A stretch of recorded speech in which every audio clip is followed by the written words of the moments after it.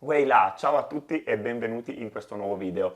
Oggi parliamo del Gran Premio di Monte Carlo che si disputa nel Principato di Monaco ed è un circuito non permanente. Il tracciato è caratterizzato da una sede stradale stretta e da un fondo irregolare. Le curve sono particolarmente insidiose, proprio per questo il tracciato di Monaco obbliga i piloti a non commettere nessun errore. Dobbiamo le prime edizioni di questo Gran Premio ad Anthony Noge, che tra l'altro è anche l'inventore della bandiera a scacchi. Era un commerciante di tabacco e tra l'altro a lui è stata dedicata l'ultima curva. La prima edizione si disputò il 14 aprile 1929, nonostante il primo evento valido per il campionato piloti fu nel 1950, quando appunto il campionato piloti fu istituito. La pole del 2022 è stata fatta da Charles Leclerc su Ferrari in 1 minuto, 11 secondi e 376 millesimi. Vincerà poi la gara sul bagnato Sergio Perez su Red Bull. Saltate ora a bordo con me per fare un giro in pista sfiorando i guardrail di questo incredibilmente difficile tracciato. Lanciati sul rettilineo ci prepariamo per curva 1. Dopo la Sandebot sarà difficile gestire l'enorme potenza del motore. Stacchiamo a 280 km/h, poi sfioriamo il muro esterno e ci spariamo verso la Beau Rivage da fare tutta in pieno sfiorando i guardrail. Lanciamo la vettura nella 3 e poi subito nella curva del Casino. Ci spostiamo a destra per evitare il dosso, poi ci rispostiamo a sinistra per favorire l'ingresso della Mirabeau Alta. Ora la 6, la curva del Grand Hotel, che è anche la più lenta del campionato. Poi giù verso la Mirabeau Bassa, dopo aver sfiorato il guardrail di curva 8, la Portier. Entriamo full gas nel tunnel, ritardiamo l'ingresso per la curva del tunnel, poi ci prepariamo per la staccata folle in discesa della Nouvelle Chicane. Stacchiamo, saltiamo poi sul cordolo e via verso la curva del Tabaccaio. Qui ci servirà buttare giù una marcia, poi affondiamo l'acceleratore con cautela, facciamo la 13 e la 14 in pieno per poi toccare il guardrail della 15 mentre ci si lancia la vettura dentro. Ora curva 18, la Rascasse, poi alla cieca impostiamo la Anthony Noge. Ora full gas per far urlare il motore fino a tagliare il traguardo.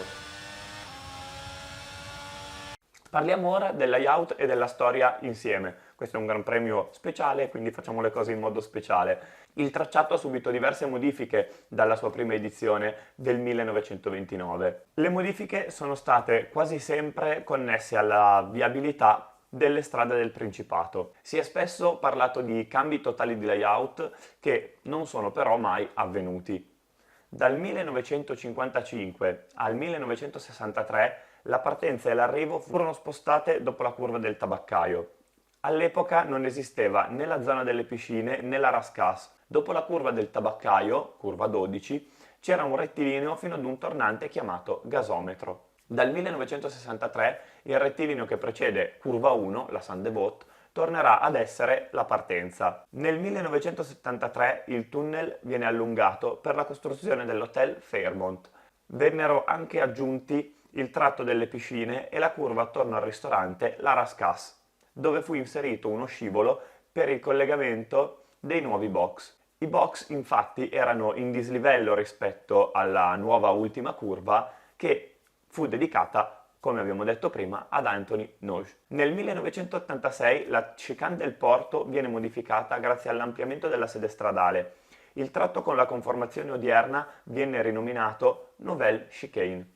Arriviamo al 1997, dove viene rivista la zona delle piscine che prenderà la forma che conosciamo oggi, in modo da essere resa più veloce. Passiamo poi al 2003, in cui verrà allargata la Sandebot, mentre nel 2015 verrà anticipata la curva del Tabaccaio, accorciando la lunghezza complessiva del tracciato di 3 metri. Sono state saltate solo 4 edizioni di questo Gran Premio, nel 51, nel 52 e nel 53 e poi, per i motivi che sappiamo, quella del 2020. In questa pista il DRS è solo nel rettilineo del traguardo e ci sono 19 curve, 10 a sinistra e 9 a destra. La pista, lenta e tortuosa, richiede un basso carico aerodinamico ed è lunga 3,337 km. Questo ci porta a capire che servono 78 giri per raggiungere i 260 km necessari a completare questo particolare Gran Premio. Passiamo ora ai punti di sorpasso. Il tracciato non offre moltissime occasioni di sorpasso, è possibile sfruttare la staccata prima dalla Sandebot, ma arrivando proprio al limite. Il punto dove invece è più probabile vedere dei sorpassi è rappresentato dalla staccata di curva 10, la Nouvelle Chicane. Passiamo alle curiosità che per questo Gran Premio sono veramente particolari. Il Gran Premio di Monaco godeva di 3 deroghe. Una di queste permetteva di disputare la giornata di prove libere il giovedì invece che al venerdì. Questa è stata poi annullata nel 2022.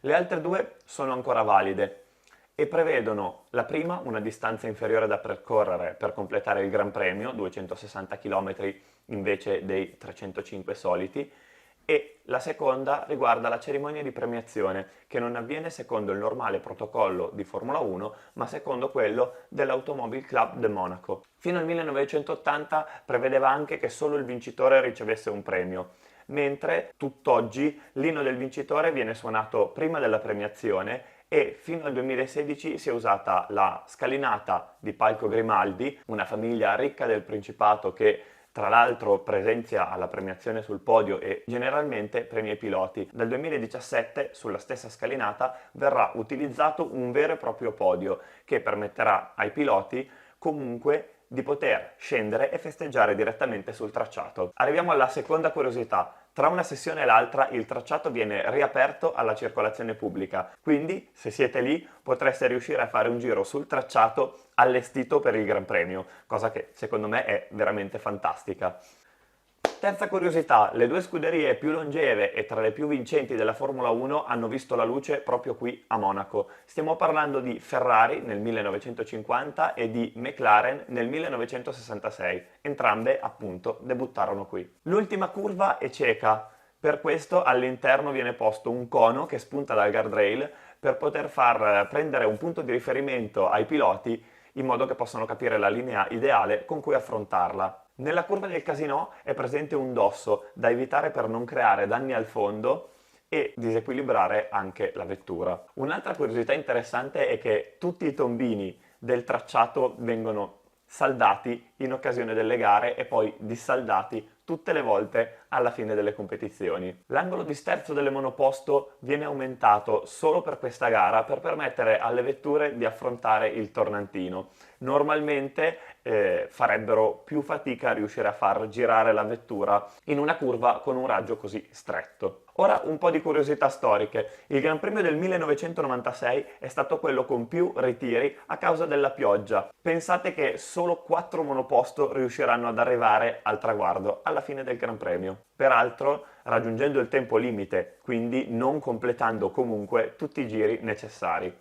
Nel 2006 Kimi Raikkonen, dopo aver avuto un guasto alla sua vettura, invece di tornare ai box, tornò a piedi al suo yacht, rimanendoci fino alla fine della competizione. Senna qui è il pilota più vincente, ha ottenuto ben 6 successi di cui 5 consecutivi dal 1989 fino al 1993. Parliamo ora di sicurezza. Nonostante la fama positiva dell'organizzazione in merito alla sicurezza, questo Gran Premio ha visto molti gravi incidenti. Più volte la pista è rimasta bloccata a causa di vetture che si giravano in punti stretti e la vecchia curva del Porto, per esempio, per 2 volte ha visto piloti finire addirittura scaraventati in acqua. Per fortuna rimasero entrambi illesi. Stiamo parlando di Alberto Ascari nel 1955 e di Paul Hawkins nel 1965. Nel 1967 la stessa curva ci farà piangere la scomparsa di Lorenzo Bandini, dopo che la sua auto, a seguito di un impatto, prese fuoco.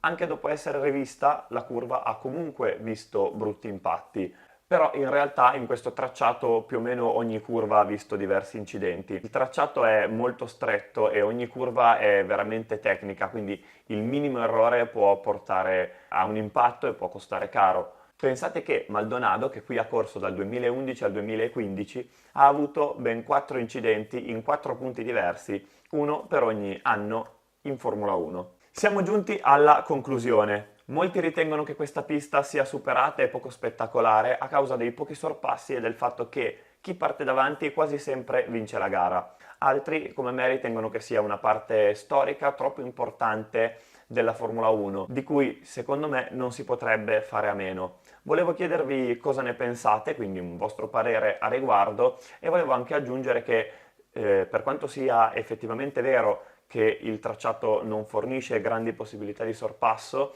e per quanto sia altresì vero che chi parte davanti generalmente vince, in questa pista con tutti questi dislivelli eccetera, già riuscire a fare la pole position rappresenta secondo me una gara, e riuscire a gestire i 78 giri senza avere un incidente è difficilissimo, quindi secondo me sia la gestione del team che la gestione del pilota della gara qui è veramente importantissima.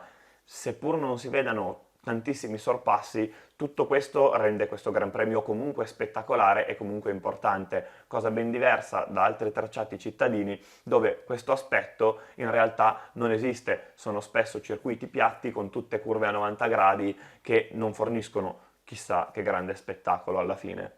Con questo vi saluto, vi invito a mettere un like e a iscrivervi al canale se il video vi è piaciuto. A voi costa pochissimo, ma per me è veramente importante perché mi dà prova che il mio lavoro sta piacendo e che quello che sto facendo funziona.